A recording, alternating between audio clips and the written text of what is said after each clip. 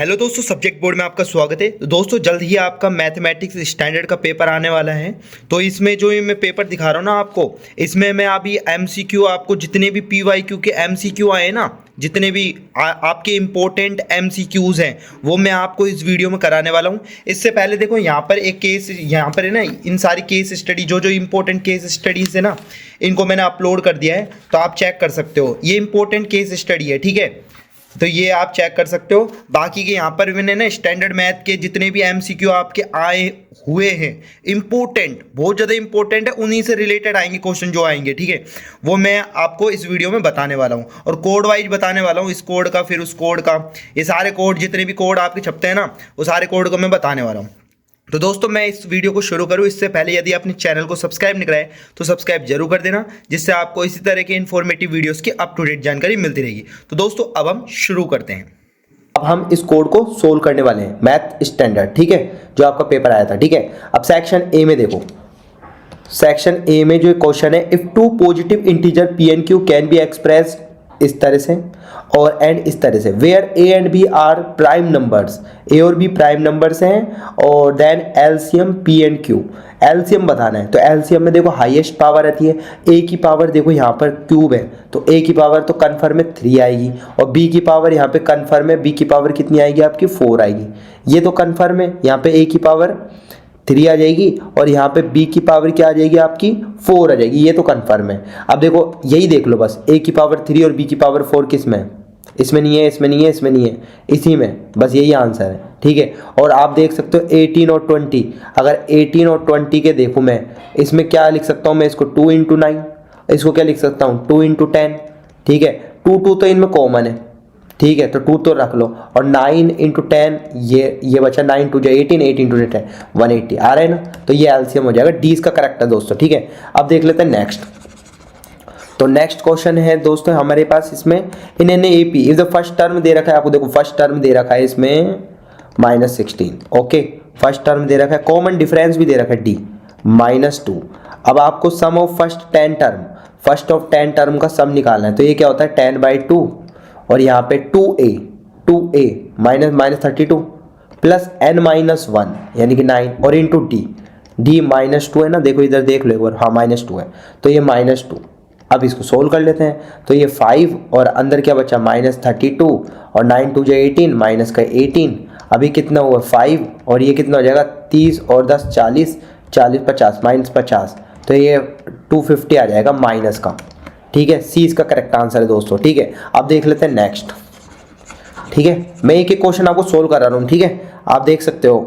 फिर थर्ड वाला देख सकते हो, ये वाला दे रखा है, ये दे रखा है, ये दे रखा है। अब आपको देखो एक चीज़ बता देता हूँ, summation of F I X I upon summation of F आई, ये क्या होता है एक्स बार, मीन के बराबर होता है मीडियन, ठीक है। अब देखो ये इस तरह से दे रखा है, तो इसको मैं ऐसे लिख सकता हूँ, देखो इसको अंदर इंटू कर लेते हैं, तो यहाँ पे summation of F I X I अंदर इंटू कर लिया, माइनस का यहाँ पे समेशन ऑफ एफ आई, और ये एक्स बार तो ये यहाँ आ जाएगा एक्स बार, ठीक है, ये एक्स बार, ठीक है, इस तरह से, और इक्वल्स टू पूछा है क्या है। अब देखो ये वाली जो चीज़ है ना, अभी मैंने ये करा है, ठीक है, इसमें मैं ये कर सकता हूँ ना, summation of F I X I equals to, ये इधर इंटू हो जाएगा एक्स बार और समेशन ऑफ एफ आई, तो ये वाली वैल्यू है ना इस वाली वैल्यू के बराबर है, तो यहाँ पे पुट कर दो एक्स बार और समेशन एफ आई, ये होता है ना, आपने देखा हो ये वाला फॉरवर्ड डायरेक्ट मीन में, ठीक है, और एफ आई और माइनस का ये भी यही है एक्स बार और समेशन ऑफ एफ आई, ये इससे कट जाएगा, आंसर क्या आ जाएगा 0, ठीक है। तो इसका करेक्ट आंसर क्या होगा दोस्तों 0, यहाँ पे लिख लेना 0 इसका करेक्ट आंसर है। फिर देख लेते हैं नेक्स्ट। तो नेक्स्ट क्वेश्चन जो आया था आपके में वो देख लेते हैं। इसमें क्वेश्चन है the volume of the longest right circular cone has can be carved out from a solid cube of edge 2 centimetre. अब देखो 2 सेंटीमीटर इससे ले रहे हैं, तो 2 सेंटीमीटर ही इसकी क्या हो जाएगी डायामीटर 2 सेंटीमीटर ही हो जाएगा, तो रेडियस कितनी हो जाएगी 1 सेंटीमीटर, ओके। कोन की कह रहा हूँ, कोन जो निकालेंगे इसमें, और हाइट कितनी है, हाइट तो 2 ही रहेगी, हाइट थोड़ी आधी होती है, हाइट तो वैसे ही रहेगी, क्यूब मतलब जिसके सारे साइड इक्वल रहते हैं, ठीक है, सारे साइड इक्वल रहती है, इसलिए 2 हो जाएगी, एच आर ये हो जाएगी। अब इसमें हम वो लगा देंगे क्यूब का फॉर्मूला वॉल्यूम का 1/3 पाई r² h, इसमें वैल्यू पुट कर दो 1/3 पाई के फॉर्म में निकालना आंसर, तो पाई की वैल्यू नहीं रखते, आर 1 है तो 1 का स्क्वायर 1 और एच रख लेते हैं डायरेक्ट यहाँ पे, तो 2 पाई अपॉन 3 आंसर है, डी इसका करेक्ट आंसर है दोस्तों। ठीक है, अब लिख लेते हैं नेक्स्ट। तो नेक्स्ट क्वेश्चन है दोस्तों हमारे पास जो आया था वो देख लेते हैं। Fifth, a solid sphere is cut into 2 sphere. देखो एक सॉलिड स्फीयर है, अब ये बताओ सॉलिड स्फीयर का वॉल्यूम का फॉर्मूला क्या होता है, 4 बाय रुको सरफेस एरिया, इसका सरफेस एरिया क्या होता है 4 पाई आर स्क्वायर। ठीक है, अब इसी को मैंने 2 पार्ट में कट कर दिया, तो एक पार्ट ये हो जाएगा, एक पार्ट ये हो जाएगा, तो इसका क्या होता है 3 pi R square total surface area. ठीक है, और इसका टोटल सरफेस एरिया क्या होता है 3 पाई आर स्क्वायर, यही होता है, क्योंकि इसमें बोला नहीं है आपसे कर्व्ड सरफेस एरिया लेना है total, the ratio of the surface areas of the sphere to that of 2 hemispheres taken together, तो सरफेस एरिया टोटल ही लेंगे इसमें। ठीक है, जब दे ही नहीं रखा तो समझ गए ना। A solid sphere cut into 2 hemisphere, इसमें कर्व्ड सरफेस एरिया बोलता तो ले लेते हैं, अब टोटल सरफेस एरिया लेना पड़ेगा, रेशियो ऑफ सरफेस एरियाज, तो ऊपर तो क्या आ जाएगा 4 पाई आर स्क्वायर, क्योंकि टोटल सरफेस एरिया में टोटल स्फीयर में से ratio of sphere upon 2 hemisphere का टुगेदर का, तो इन दोनों का टुगेदर करेंगे तो 6 पाई आर स्क्वायर हो जाएगा, तो 4 आई स्क्वायर पाई स्क्वायर 4 अपॉन 6 मतलब 2 2 जा 2 3 जा 2 रेशियो 3, सी इसका करेक्ट आंसर है दोस्तों। ठीक है, अब देख लेते हैं नेक्स्ट, अब देख लेते हैं नेक्स्ट। ठीक है, नेक्स्ट देख लेते हैं, तो नेक्स्ट क्वेश्चन है the centre of the circle is at, देखो ऐसा सर्कल है, ठीक है, और सर्कल का जो ये मैं डायामीटर बना लेता हूँ। ठीक है, यहाँ पर सेंटर दे रखा, सेंटर ऑफ सर्कल 2 0 2,0 है। ठीक है, अच्छा 1 एंड ऑफ अ डायामीटर ये कितना है 6,0। ठीक है, and the other end is at, ये अदर एंड बताना है, इसको मान लेते हैं x, y। ठीक है, अब देखो ये मिड पॉइंट होता है आपको पता है, तो 6 + x मैं लिखूंगा 6 + x अपॉन 2 इक्वल्स टू 2। ठीक है, ऐसे y1 + y2 upon 2 equals to 0, ऐसे लिखूंगा 0 + y upon 2 equals to 0, mid point theorem से, वो सॉरी मिड पॉइंट से 6 + x बराबर 4 आ जाएगा, यहाँ से 2 2 जा 4, तो x की वैल्यू क्या हो जाएगी, ये 6 को मान ले जाएंगे, माइनस का 4 में से -6 गया तो माइनस का 2, ये तो -2 आ गया। y की वैल्यू निकाल लेते हैं, 0 × 0 मतलब y की वैल्यू 0 आएगी, तो -2,0, देखो -2,0 सी आ रहा है, सी इसका करेक्ट आंसर होगा दोस्तों। ठीक है, -2,0 ये अदर पॉइंट के कोऑर्डिनेट्स होंगे दोस्तों। अब देख लेते हैं नेक्स्ट जो क्वेश्चन था आपका, देखो ये 1 card is drawn at random from a well shuffled deck 52 playing card, the probability that it is red S card. देखो रेड एस कार्ड, देखो रेड के कार्ड कितने होते हैं टोटल, यहाँ 2 कार्ड होते हैं रेड के और 2 ब्लैक के होते हैं। ठीक है, 13 ठीक है, इसमें से 2 एस के होते हैं। ठीक है, तो यहाँ 52 तो नीचे आ जाएगा। ठीक है, अब ये पूछा है रेड एस कार्ड के, तो 2 ही होते हैं रेड कलर में, तो एक इसका होता है एक इसका होता है। ठीक है, तो रेड एस कार्ड 2 होंगे, अब 2 से सिंप्लीफाई कर लो, 1/26 इसका आंसर आ जाएगा दोस्तों। 2 2 जा 4 2 6 जा 12, 1/26 इसका आंसर हो जाएगा। एस पूछा है, एस एक होता है चारों में, 13 सेट में। ठीक है, तो इस रेड पूछा है तो 2 में। ठीक है, अब देख लेते हैं नेक्स्ट। तो नेक्स्ट जो क्वेश्चन है, the middle most observation of every data. देखो मिडिल मोस्ट का है तो वो तो मीडियन ही होता है डेटा। ठीक है, मीडियन आ जाएगा, इसको तो डेफिनेशन से बाय डेफिनेशन। थीटा बराबर 30 है, value of 2 sin theta cos theta रख लेते हैं। 2 sin 30 की वैल्यू कितनी होती है 1/2 और cos 30 की वैल्यू कितनी होती है √3/2। ठीक है, अब 2 से 2 गया तो आंसर क्या आएगा √3/2, ये आंसर है। ये तो सस्ता सा क्वेश्चन था। ठीक है, तो बी आ जाएगा। ठीक है, साइन थीटा की वैल्यू 30 की 1/2, cos 30 की वैल्यू, लग नहीं रहा स्टैंडर्ड का पेपर है ये। ठीक है, cos 30 की वैल्यू √3/2, तो ये 2 से 2 कैंसिल हो गया और ये √3/2, ये आंसर आ जाएगा। ठीक है, ठीक है, √3/2, इससे तो थोड़ा सा सही वो उसका ही आ गया था बेसिक का, स्टैंडर्ड का।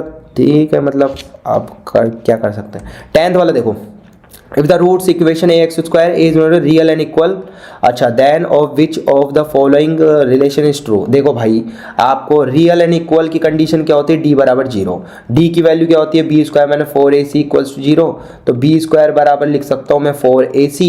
अब यहाँ से देखो कौन सा ऑप्शन करेक्ट बैठ रहा है, ये बैठ रहा है। देखो यहाँ से दिख रहा है ना b² बराबर 4ac आ रहा है, यही यहाँ से लिख सकता हूँ ना मैं इसको ऐसे b², ये 4 को नीचे ले जाओ इक्वल्स टू ac।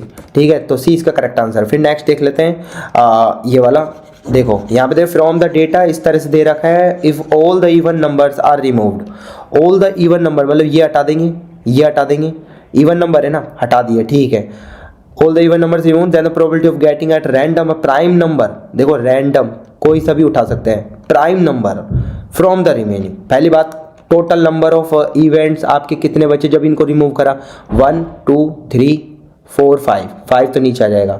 अब इसमें से भी पूछ रहा है random prime number, prime number कौन सा है इनमें से, 1 तो नहीं होगा, 7 हो जाएगा, और कोई सा नहीं है, ये कंपोजिट नंबर है सारे, 9 21 25, ठीक है। तो यहाँ पे 1, ठीक है, सिर्फ 1 आएगा, 1 ही है प्राइम नंबर, तो 1/5 है इसका, 20 का करेक्ट आंसर हो जाएगा दोस्तों। एक और बार देख लेते हैं, देखो आपका रैंडम प्राइम नंबर तो 7 ही है, इसके अलावा कोई है नहीं, तो 1 और 5 इतने 1 2 3 4 5, ठीक है, 1/5 ही आएगा, ठीक है। फिर नेक्स्ट देख लेते हैं 12th क्वेश्चन। 12th है AD is the median, AD median दे रखा है ABC का वर्टेक्स, देखो इस तरह से ट्रायंगल बना लेते हैं, ठीक है। अब यहाँ पर आपको A दे रखा है, B दे रखा है, C दे रखा है, ठीक है, ABC दे रखा है, तो मैं लिख लूँगा A, ठीक है, यहाँ पर B लिख लेता हूँ, यहाँ पे C लिख लेता हूँ।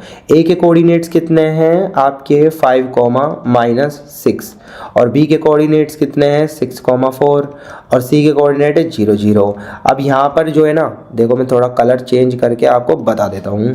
यहाँ पर मीडियन जो होता है ना, ये AD, ये वाले पार्ट और ये वाले पार्ट को इक्वल पार्ट में कर दिए, यानी कि ये इसका BC का मिड पॉइंट होगा D। तो यहाँ पर जो D के पॉइंट दे रखे हैं, D तो निकालना ही है, पहले D निकाल लेते हैं, फिर AD की लेंथ निकाल जाएंगे। तो 6 + 0/2, तो ये आ जाएगा 3, 4 + 0/2, ये आ जाएगा 2, तो 3,2। अब इन दोनों की डिस्टेंस निकालो डिस्टेंस फॉर्मूले से, तो 5 - 3 का 3, 2 का स्क्वायर कितना था 4, और रूट में चलेंगे, ठीक है। और ये -6 और -2 -8, 8 का स्क्वायर 64, तो ये आ जाएगा 64, ठीक है, और 64 4 68, तो √68 आएगा इसका आंसर, √68 यूनिट, ठीक है।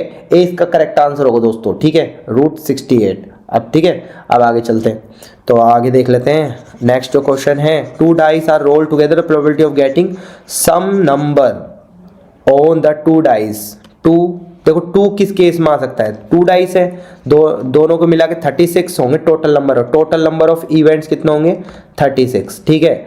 अब इवेंट हैपेंड जो होंगे, इवेंट हैपेंड वो देख लेते हैं। एक तो देखो हमारे डाइस में 2 डाइस है, एक ये डाइस मान लेते हैं, एक ये डाइस मान लेते हैं, ठीक है, एक ये डाइस मान लेते हैं, एक ये डाइस मान लेते हैं, 2 डाइस है, इसमें मान लो 1 आ गया, इसमें भी 1 आ गया, तो 2 हो गए ना, सम 2 हो गए ना इसका, ठीक है, 1 1 आ गए दोनों में, ठीक है। एक तो कंडीशन हो गई 1,1। अगर मान लो इसमें आपका 3 है ना, इसमें 1 आ जाए, इसमें 2 आ जाए, या इसमें 2 आ जाए, इसमें 1 आ जाए, तो कितने हो जाएगी 1,2 और 2,1, एक ये हो जाएंगी, ठीक है। अब देख लेते हैं नेक्स्ट, इसको मैं मिटा देता हूँ, ठीक है, और देख लेते हैं प्रोबेबिलिटी, और हमको देखने 5 की, तो 5 कैसे बन सकता है, 3, इसमें 3 आ जाए, इसमें 2 आ जाए, ठीक है, इसमें 2 आ जाए, इसमें 3 आ जाए, ऐसे भी हो सकता है, ठीक है। और तो नहीं हो सकती है ना, और भी हो सकती है, एक और हो सकती है ना 5 वाली, तो वो भी देख लेते हैं, वो मैं दिखा देता हूँ आपको। मान लो इसमें आपका 4 आया, इसमें 1 आया, ठीक है, 4,1, और इसमें 1 आ गया फिर, और इसमें 4 आ गया, तो ये आ गया 1,4, ठीक है। तो कितनी नंबर है ऑफ इवेंट हो रहे हैं, 1 2 3 4 5 6 7, 7 तो ऊपर आ जाएगा, और नीचे कितना आ जाएगा 36, 7/36, 7/36। ए इसका करेक्ट आंसर होगा दोस्तों, 7/36 इसका करेक्ट आंसर होगा, ठीक है। अब देख लेते हैं नेक्स्ट, तो ये तो हो गया 7/36, ठीक है। अब नेक्स्ट जो क्वेश्चन है इसमें 14th क्वेश्चन देखो, इसमें 7/36 ये आ ही गया अपना। अब देख लेते हैं नेक्स्ट, इसको थोड़ा बड़ा कर लेते हैं। देखो नेक्स्ट जो है 14th, if the distance between the points dash dash is 15 then the value of x। तो इसमें कुछ नहीं करना दोस्तों, इसमें देखो क्या करना है आपको, मैं बता देता हूँ, ठीक है। सबसे पहले ये पॉइंट है और ये पॉइंट है, ये कितना दे रखा है आपको 3, -5, और ये वाला पॉइंट क्या दे रखा है, ये तो कर लिया होगा आई होप आपने, -5। इन दोनों के बीच की डिफरेंस है तो x -3 का होल स्क्वायर -5 + 5, ये तो 0 हो ही जाएगा। तो x -3 का होल स्क्वायर ये आ गया, और रूट में ही है ध्यान रखना, और प्लस का यहाँ पे -5 और ये -5 करेंगे, माइनस ऑलरेडी +5 कट जाएंगे, दोनों 0 हो जाएगा। और इसकी वैल्यू किसके बराबर है आपकी, ये है 15 यूनिट, ठीक है, ये दे रहा है ना 15 यूनिट, ठीक है। अब बोथ साइड स्क्वायर कर लेंगे तो x -3 का होल स्क्वायर इक्वल्स टू होगा 15 का स्क्वायर 225 होता है, ठीक है। अब इसको सोल्व कर लेते हैं हम, तो आप सोल्व करोगे ना इसको तो आ जाएगा आपका b -12 एंड 18, ये आ जाएगा आपका, ठीक है। चाहे तो आप यहाँ से सोल्व भी कर सकते हो। देखो x -3 इक्वल्स टू इसका रूट करेंगे तो +-15 आ जाएगा, एक बार प्लस में ले लेना 15 को, एक बार माइनस, तो x -3 बराबर 15, तो यहाँ से x बराबर 18 आ जाएगा। फिर x -3 इसको -15 कर लेना तो x बराबर आ जाएगा -15 + 3 -12 आ जाएगा, ठीक है। तो इसलिए b इसका करेक्ट आंसर होगा दोस्तों, ओके। अब देख लेते हैं नेक्स्ट। तो नेक्स्ट जो क्वेश्चन है हमारे इसमें 15th, देखो 15th जो क्वेश्चन है वो बता देता हूँ मैं आपको। 15th क्वेश्चन देखो, 15th है in the given graph linear equation the pair of these linear equation. अभी ये मिल नहीं रही ना, तो इसमें इनकंसिस्टेंट है अभी तो, लेकिन जब आगे मिल जाएगी कैन बी मेड, देखो inconsistent but can be made consistent by extending these lines, ठीक है। तो डी इसका करेक्ट आंसर हो जाएगा, आगे बढ़ाएंगे ना तब ये दोनों मिल जाएंगे, और फिर क्या बन जाएगी, made consistent by extending these line, ठीक है। ठीक है, लीनियर इक्वेशन ये inconsistent but can be made consistent by extending these line, ये वाला, ठीक है, ठीक है। एक ये भी दे रखा है unique solution, consistent with unique solution, ठीक है। ए और डी में से आप अगर देखो, अब दो लीनियर इक्वेशन है, ठीक है, तो डी छोड़ के ए लगाइए आप, ठीक है, क्योंकि कंसिस्टेंट ही होती है ये, और एक यूनिक सॉल्यूशन देकर जाती है, ठीक है। बी और सी तो वैसे ही नहीं आएंगे, ठीक है, तो इसमें ए लगा लीजिए दोस्तों, है ना, ए इसका करेक्ट आंसर होगा, ठीक है।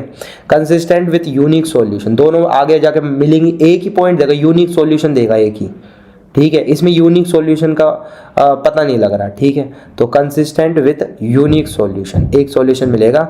To linear equation are shown, the pair of these linear equation is consistent with unique solution, okay. अब देख लेते हैं नेक्स्ट। तो नेक्स्ट जो क्वेश्चन है दोस्तों आपका 16th क्वेश्चन आया था, if alpha beta are the zeros of the polynomial. देखो जीरोस इसकी दे रखी है, ये जीरोस निकाल लेते हैं पहले इसमें, ठीक है। तो इसकी जीरोस निकालने के लिए मैं क्या करूँगा, देखो अल्फा प्लस बीटा, ठीक है, सबसे पहले इसको सोल्व कर लेते हैं। ये बनेगा 1/α प्लस 1/β, ठीक है। तो ये क्या हो जाएगा आपका अल्फा बीटा, और यहाँ क्या आ जाएगा बीटा प्लस अल्फा, मतलब ऐसे लिख दो अल्फा प्लस बीटा। अब अल्फा प्लस बीटा क्या होता है आपका पास, -b/a, और अल्फा बीटा क्या होता है c/a। अब इसको थोड़ा सा b/a, ये हो जाएगा a/c, a से a कट गया, -b/ यहाँ पर क्या आ गया आपका c। अब यहाँ पर देख लो a की वैल्यू कितनी है 6 है, b की वैल्यू कितनी है -5 है, c की वैल्यू कितनी है -4 है। वैल्यू पुट कर दो, b की वैल्यू -5 ऑलरेडी है माइनस में, c की वैल्यू क्या है माइनस में ऑलरेडी -4, तो ये माइनस प्लस और -1 बचा रह जाएगा, ठीक है आपका। तो माइनस का 5/4 इसका करेक्ट आंसर होगा दोस्तों, 20 का करेक्ट आंसर है -5/4, ठीक है। अब देखते हैं नेक्स्ट, तो -5/4 इसका करेक्ट आंसर होगा, ठीक है। अब देख लेते हैं नेक्स्ट देखो ये वाला नेक्स्ट जो क्वेश्चन है, the sec theta minus tan theta बराबर m, then the value of sec theta plus tan। इसको तो ऑप्शन से ही कर लेते हैं, ठीक है। तो आप सी इसका करेक्ट आंसर मैं बता देता हूँ कैसा है, ठीक है। तो देखो sec थीटा tan थीटा, ये ऐसे लिखोगे आप sec theta minus tan theta. अब इसका रेशनलाइज कर लो, रेशनलाइज करने के लिए क्या करूँगा, sec theta plus tan theta, यहाँ पे sec थीटा प्लस का tan थीटा, यही करूँगा। अब a माइनस बी और a प्लस बी क्या होता है, नीचे तो हो जाएगा sec square theta minus tan square theta, और ऊपर क्या है sec theta plus tan theta, ठीक है। अब sec square theta minus tan square theta की वैल्यू होती है 1, ठीक है, आइडेंटिटी है। और यहाँ पे बचेगा sec theta plus tan theta, जो कि इसके बराबर है, ठीक है, यानी कि इसको 1/m के बराबर लिख सकते हैं। तो सी इसका करेक्ट है, ठीक है। फिर देख लेते हैं नेक्स्ट, इसमें लिख रखा है the zeros of the polynomial x square plus px plus q are twice the zeros of the polynomial 4x square minus 5x minus 6, then the value of p is। देखो इसके जो जीरोस है ना, इसके जो जीरोस हैं, ठीक है, are twice the zeros of, इसके जीरो से ट्वाइस ज़्यादा है, ठीक है। तो मैं सबसे पहले इसके जीरो निकालता हूँ। तो मैं निकालूंगा 4x² माइनस का 5x माइनस का 6। तो इसको जीरो निकाल देते हैं दोस्तों हम पहले, ठीक है। तो इसको जीरो निकालने के लिए देखो 4 6 जा 24, 24 के क्या से फैक्टर लो कि -5 हो जाए, 8 और 5 ले लो, 8 और 3 सॉरी 8 3 जा 24 और वो भी आ रहा है, ठीक है। तो मैं लिख लूँगा 4x² माइनस का 8x और प्लस का क्या लेना पड़ेगा 3x, 8 में से -8 में से +3 का तो -5, 8 3 जा 24 वो ही आ रहा है, ठीक है। अब इसमें से क्या कॉमन ले लूँ मैं, 4x कॉमन ले लूँ, तो 4x कॉमन ले लूँ तो क्या बचेगा x माइनस का 2, ठीक है। और यहाँ पर जो चीज़ बनी है उसको यहाँ पर बनाना, तो 3 कॉमन ले लूँ इसमें से, तो यहाँ बचेगा x माइनस 2, ठीक है। अब एक तो आ गया इसमें 4x + 3 = 0, यानी कि x बराबर आ गया -3/4, ठीक है। और दूसरा आ गया x माइनस 2 = 0 करेंगे तो x बराबर 2, ठीक है। एक तो ये आ गया, एक ये आ गया। अब इसको मान लेते हैं अल्फा, इसको मान लेते हैं बीटा, ठीक है। इसको बीटा मान लेते हैं, बाकी मैं मिटा देता हूँ ये वाली चीज़, ठीक है। अल्फा बीटा मैंने मान लिया। अब देखो वो कह रहा है the zeros of the polynomial x² + px + q are twice the zeros of the इसके मतलब इसके जो जीरो है ना, इसके जीरो से ट्वाइस है ये वाले, ठीक है। तो मैं इसके अगर निकालूंगा तो मैं इसको ऐसे करूँगा 2α + 2β, ठीक है। मतलब इसके जीरोस ट्वाइस है, 2α + 2β करूँगा, ठीक है। और वो क्या होता है -b/a, इसमें a कितना है 1 है, b कितना है इसमें ये p है सॉरी p, और c कितना है इसमें q है। तो -b/a होता है -p/a की वैल्यू 1 है, तो ऐसे पुट कर लूँगा।